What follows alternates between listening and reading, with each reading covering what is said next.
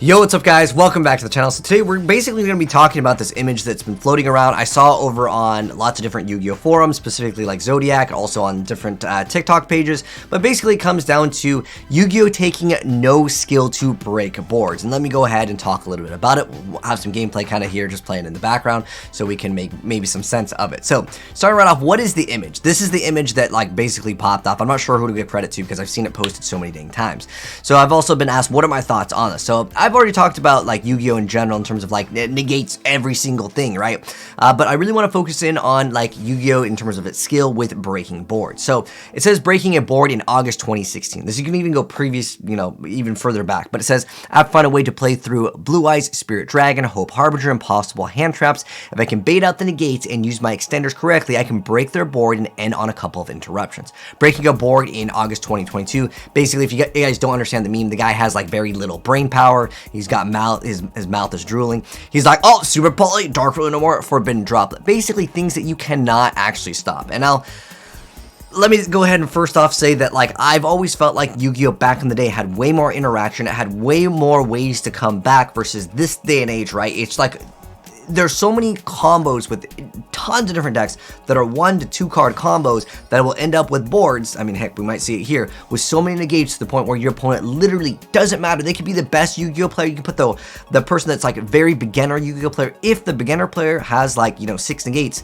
and he just learned some like new deck that can easily throw out 6 negates, the other player, no matter how good they are, if he just negates every single card, no matter what, he cannot win, right? Because he's going to just OTK him the next turn. Back in the day, it was a lot more difficult to do that. Obviously, we had, you know, times with like Magical Scientists. We had lots of different OTKs slash FTKs, you know, Mass Driver, Frog, FTK. We had a lot of those, you know, throughout the history of Yu-Gi-Oh! But I'd say specifically now, there's so many decks that have very little interaction or so many disruptions to the point where like, it doesn't matter. You cannot outplay it. Where there's only 2 card combos that will enable these crazy, insane boards. Like this is going to probably negate everything that his opponent has. I mean, that's what this card has for in terms of the effect. We can negate all their effects, and then we have this as DP. Maybe he's got 2 negations right here too. I don't know. But what I'm saying is that there's so many combos in any Yu-Gi-Oh deck this day and age where like they basically can negate everything.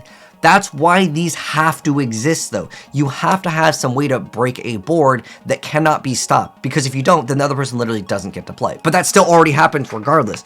I've always thought that it was a really cool idea, if you guys have actually played Yu-Gi-Oh! Duel Links, the ability to have some of these perks can maybe kind of fix that. I think it'd be kind of a cool idea. Like, look, this guy just passed. Isn't just GG right here? Like, he just went straight to his end phase. What is going on? Is he got some crazy? He's got cores, dude. That's why. I don't know. Like, it doesn't really make any sense, but we will wait and see what the heck is going on over here. But like going back to this post, because this post, by the way, I know it's going to start some, you know, it's a very like controversial topic to talk about, like Yu-Gi-Oh! And does the game take skill?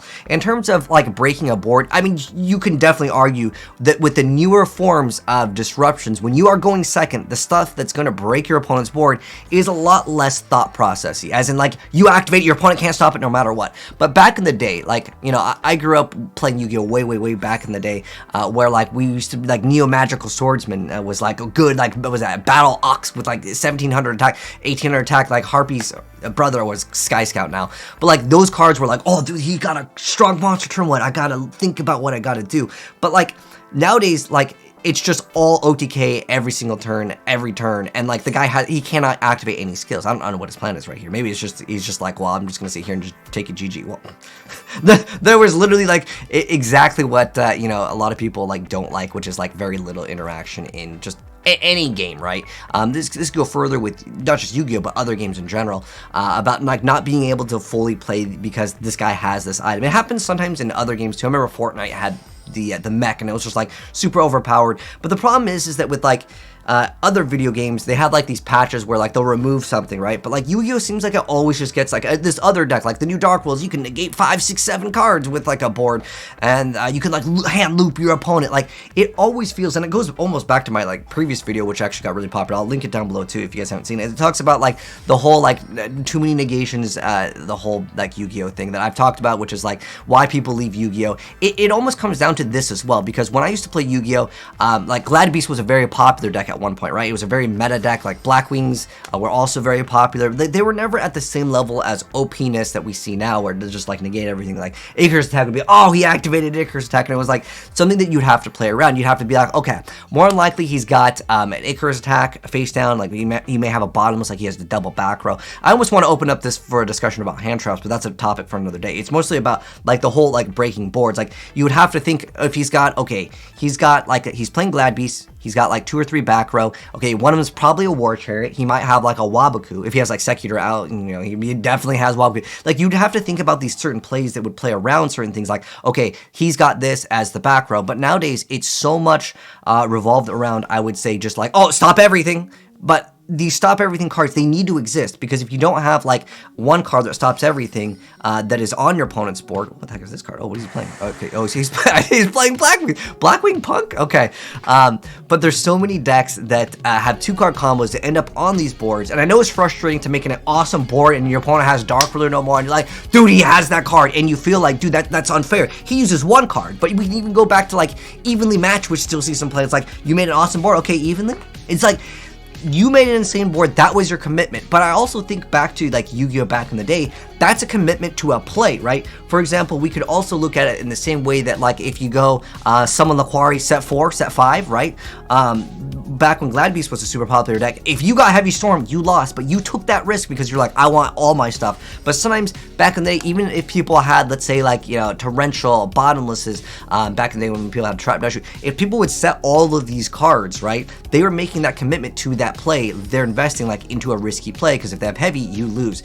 But nowadays, I mean, you could run multiple copies of all those cards. Back in the day, it was like, you went heavy Storm and Giant Tornado, you were trying to go for a game at that point, right? Generally, or you try to like establish more, like those were like your power cards. But we have so many copies of so many powerful cards these days. Like, you know, you can run multiple copies of Droplet, Dark Ruler, Super Poly, depending on the deck that you're playing. You may want to run triple of it. And the fact that there's so many of these, they need to have multiple copies of them, because if you only have 1 copy of Dark Ruler no more and you don't open up with it, and your opponent opens up with a good board, drawing it like later in the game may not be just useful enough, because you've already lost at that point, right? You got to like open up with it. But then if you know, run 3 copies of it, outside of maybe drawing it like turn 1, it can be kind of useless depending on the deck that you're playing, because you want to go for game or whatever the case may be. But at the end of the day, I think that these cards need to exist though. Like, I mean, I'm curious to know how you guys feel about this, because the point of this video is a discussion video. Do you guys think that the whole like you know, breaking a board, taking no skill, no brain activity is the meme here, right? So like it takes no skill to do it. Is it okay for the game, or should they move it in a different direction? I think it has to exist though. Like, even though like I understand the meme, right? But I think that he has a valid point, or whoever created she has a very valid point, that breaking the boards, it doesn't take any skill. Where before you would have to think about, okay, well, if I go ahead and hit this back row, you know, this one probably is a War Chariot. If you're playing against Glad Beast, you always have to think they always will have War Chariot as one of their cards, because that's just a thing, right? You have to be like, okay, I got rid of War Chariot. Maybe he set a face down bluff MST or something like that. That's like him committing to the board, so you can see like how many things that you have to get rid of. And I think that that kind of ruined part of the magic with Yu-Gi-Oh! Is the back row would be a mystery, versus now it's all a bunch of monster effects, just negate, like that's what the game has actually become. So it's a little bit different in terms of like how you actually plan when you are going second. You have to bait out things. Right now, it doesn't matter if you bait out, you know, things a lot of the time, because every single card is an omni negate that most decks want to make. So what do you guys think about this? Do you think that this statement is true, or do you think the guy's completely wrong, or the girl, or whoever posted it, is completely wrong? Do you guys think that it still takes skill to break boards? I totally get what they're saying, and I do agree to them to an extent, but at the same time, how do you fix it, right? The only way we could fix it is to stop the amount of negates that you can put back, and like have actual back row. If we look at the back row this day in Yu-Gi-Oh! For competitive Yu-Gi-Oh!, we play what?